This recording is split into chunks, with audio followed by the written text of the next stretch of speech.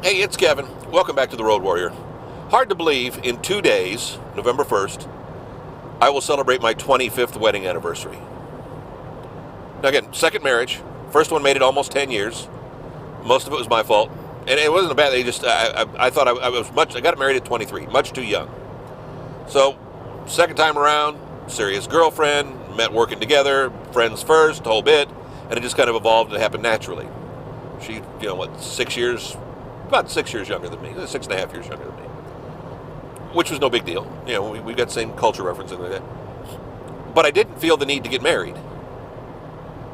But she really wanted to get married. She hadn't been married, so I was like, okay, fine, I'll get married. And again, I don't care about the piece of paper. I know it's somewhere around the house. I don't care that we're married, we're not married, whatever it is.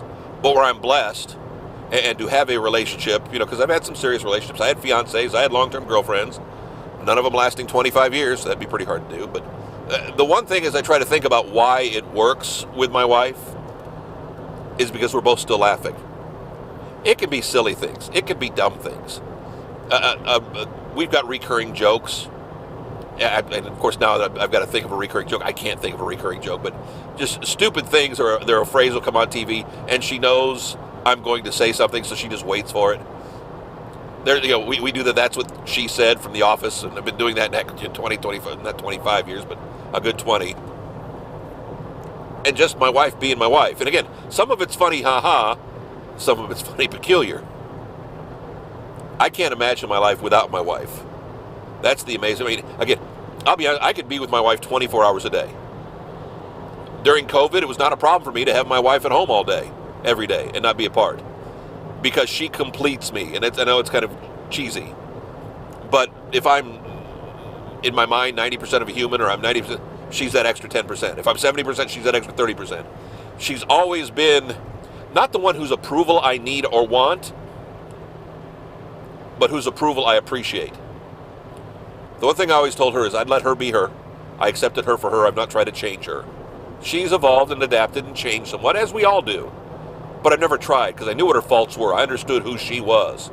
And again, and the faults she had when we met 28, 29 years, are the faults she's got today. There are some things that just aren't changing. And I'm okay with that. I can live with them. Obviously, I can live with them. But to be my age and celebrate a 25th wedding anniversary, and it was funny, because, I didn't do much for my parents' 25th, but I did something for their 50th. My wife threw a party for her parents' 25th, long before we met, and then we threw a party for them for their 50th. And here we are in 2 days, and we don't have kids. So it's not like we're going to have somebody throw a party for us. We're not going to throw a party per se. Hey, come celebrate the fact that we've been married 25 years. I don't know if that's good or bad. It's just the way our world works. Where, because we chose not to have kids, that are, and maybe that's the difference. We've got a lot of friends who are childless, like us, who are, 50s, 60s, heck, some into their 70s, married a long time, childless. By choice, some not by choice. And I think sometimes, couples who don't have kids gravitate together because we have similar lives. But the one thing I've always said is people who have kids early on, their kids become such a central point of their lives so early. When the kids all leave the nest, they don't necessarily know how to deal with each other. I can look at my wife and know what she's thinking. And it could be something completely off base. I know her that well. I understand how she thinks. And I'm a very lucky man. And I've talked about this probably, I'm sure I talked about this before. I didn't believe in soulmates. But again, if there is such a thing as soulmates, my wife Susan is my soulmate. Because from the moment I met her, I feel so comfortable just knowing her as a person. We had similar backgrounds growing up with fathers in broadcasting. They went to the same broadcasting school years apart.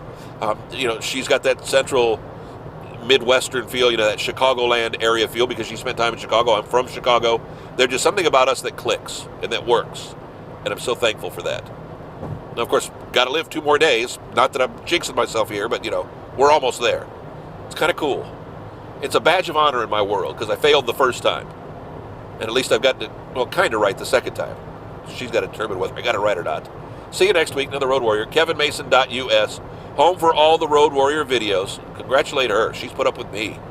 I always tell people it's me putting up with her. They just think it's the other way around. KevinMason.us. I said that, didn't I? We're on Facebook. We're on YouTube. this will be up for years and years and years to come. And heck, when we're celebrating, I can't imagine getting to 50, because that'll put me in my late 80s. So it's possible, as my father, celebrated his 87th. Well, I don't even want to think that far in advance. We'll see you next week. Another Road Warrior.